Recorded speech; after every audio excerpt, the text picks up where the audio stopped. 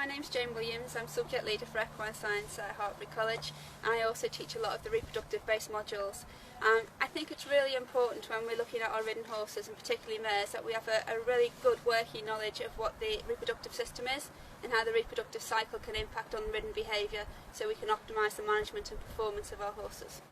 So what we've done here on the mare is we've drawn on a representation of a reproductive system, and starting from the back end you can come through. You've got the vagina coming through into the vestibule. You can see the bladder and the bladder joining into the vestibule area, so obviously urine can go through and go out. The black line here represents the cervix, which is the boundary from the outer reproductive system, if you like, the area which is communicating with the environment, and the inner workings. So we go from the cervix into the uterine body, into the uterus and in the horns of the uterus, and there's two of them, you can see the second one here, and then that flows up into the oviduct or the fallopian tube, and this sort of sits and cradles the ovary, which is the yellow object behind. What you can also see here is the kidney, so you can see that the ovary sits behind the kidney. What you can also see is this black line coming down represents the broad ligament. The ovaries and the uterus are held in place by a large ligament and tissue which sort of keeps them suspended within the abdomen, so they can move a little bit but they're not going all over the place, because obviously that would be quite uncomfortable for the horse generally. And then at the top here we've got the rectum. The horse is what we call a seasonal polyoestrous animal. This means that she has a breeding season specifically related through to light and how long the days are and temperature. It also means she has repeated seasons within that period. So in the UK the breeding season runs from March time to about October time, and during that period your horse will continually cycle. The average oestrous cycle is about 21 days in length, and it will, if she's not pregnant, she'll just keep coming back and back into season. During the period from November through to February there shouldn't be any hormonal or seasonal activity, and what we start to see coming towards early March is we get into something called transition, which is where the reproductive system starts to get ready for seasons again. So you'll start to see some seasons coming through, and during this period they might be quite irregular, or they might be shorter than what you normally see. One of the things that we don't always consider when we're looking at the management of our horses, we keep them a lot of days now in American barns where we have lights on all the time, and the actual breeding season of the horse is linked into daylight periods. So if we're keeping our electric lights on, then quite often in the winter months we're actually mimicking daylight hours. So therefore nowadays we can see horses that are cycling quite a long way through. So sometimes you might be seeing marish behaviour or oestrus related behaviour at times of the year when we wouldn't normally say that the mare has got a breeding season. During the first part of the oestrus cycle, when the mare is actually coming into oestrus and the follicles are developing, you have the follicles developing on the ovary, and all of the reproductive system is going to be quite swollen and it becomes inflamed. Now if you look at the saddle and where it is in relation to the ovary, you can see that the ovary sits at the sort of lumbar vertebrae level, and it isn't actually impinged by the saddle at all.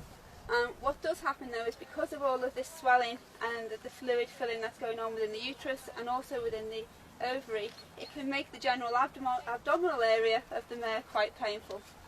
So she's all inflamed around and through here. So it's making her quite uncomfortable. When you think about the rider in this case, the rider shouldn't, as I say, impact onto the ovary, but when they're actually asking the mare to go forward, then what you'll see is as the leg goes on, she might be a little less forward going and a bit less reactive than she normally is.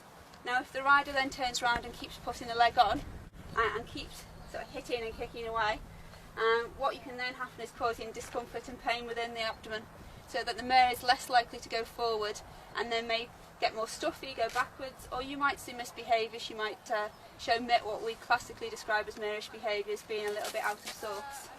In some ways what you could argue in this sort of scenario is that very clear, concise aids, so maybe the use of a spur could be quite useful, so you can just put the aid on and ask her to go forward rather than repetitive kicking on an area which is quite swollen and inflamed and sore. With oral progesterone supplementation, you feed it daily to mimic the diestrous stage of the cycle. So you would put them on oral supplementation from say day 0 to 14, and then you need to allow them to have a break to actually come into the normal season. So obviously in terms of competition preparation, you would time that alongside when your key competitions were. So you would need to make sure that that 4 to 5 day break isn't when you're going off to your show jumping round or your dressage competition. Other management approaches that we can take more of a natural approach to this. Within the wild, the mare is a selective browser, so she will go around and she'll eat different herbs and different grasses at different stages of the year.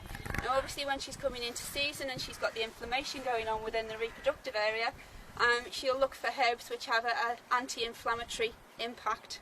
So there's a lot of herbal supplements on the market which you can use, which can reduce that inflammation and the impact of the inflammation within the reproductive system, and also help to just normalise the cycle. And the benefit of them is they can obviously be fed all year round or just for the breeding season, depending on your individual mare and how often she comes into season.